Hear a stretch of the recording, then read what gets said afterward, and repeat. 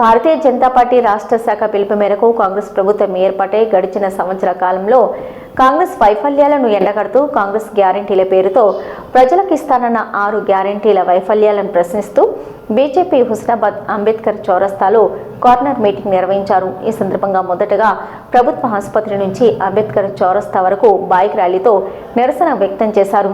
ఈ కార్యక్రమానికి ముఖ్య అతిథిగా బీజేపీ రాష్ట్ర కార్యవర్గ సభ్యులు కోమటిరెడ్డి రామగోపాల్ రెడ్డి హాజరై 6 గ్యారంటీల అమలుపై ప్రశ్నించారు.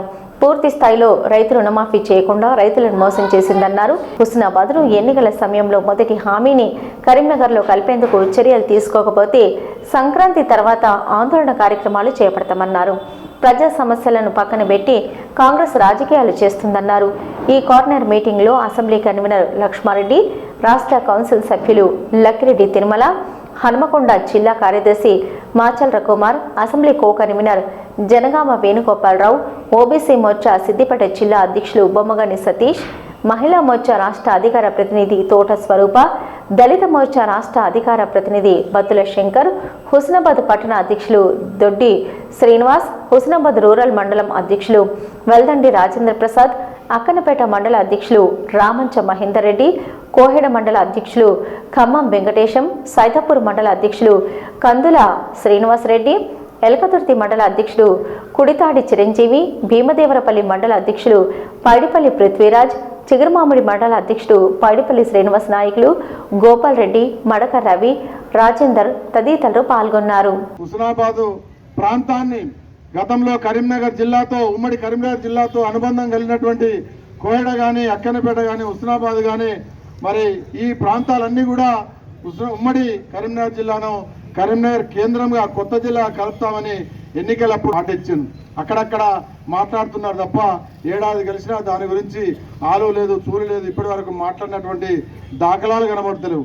అదేవిధంగా ఎన్నికల సందర్భంగా ఏ ఊరికి పోతే ఆ ఊరికి ఎక్కడికక్కడ మరి ఎన్నికల హామీలు ఇచ్చి ఓట్లు మరి పడేసుకొని ఓట్లు కొల్లగొట్టుకొని వాళ్ళ హామీల గురించి మాట్లాడేటువంటి పరిస్థితి కనబడలేదు. కొత్తకొండ మండలం కావచ్చు, ఇంకో మండలం కావచ్చు, ఒకళ్ళ భూ నిర్వాసులు కోల్పోయినటువంటి భూములను తిరిగిద్దామని అనడం కావచ్చు, అనేక స్థానిక సమస్యల మీద వాటిని అమలు చేయడంలో, వాటిని సాధించడంలో దృష్టి పెట్టాలి కానీ అనేక మరి ఇతర విషయాలపైన ఈ ప్రభుత్వం దృష్టి పెడతా ఉంది.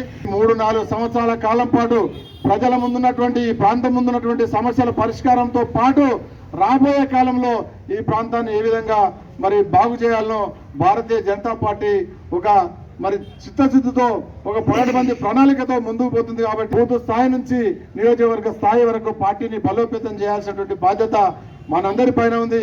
ప్రజలకు ఉన్నటువంటి అవసరాలు, సామాన్యులకు ఉన్నటువంటి ప్రజల యొక్క అవసరాలు, ఎంఆర్ఓ కార్యాలయాలు కానీ, పోలీస్ స్టేషన్లు కానీ, అదేవిధంగా పంచాయతీరాజ్ డిపార్ట్మెంట్ కానీ, అనేక అభివృద్ధి కార్యక్రమాలు గ్రామాల్లో స్ట్రీట్ల నుంచి మొదలుపెడితే, మురుక్కాల నుంచి మొదలుపెడితే గ్రామీణ పట్టణ ప్రజల యొక్క అవసరాలు, ప్రాంతం యొక్క అవసరాలను దృష్టిలో పెట్టుకొని భారతీయ జనతా పార్టీ కార్యకర్తలు ప్రజలకు జవాబుదారీగా పనిచేయాల్సినటువంటి సమయం ఆసనమైంది.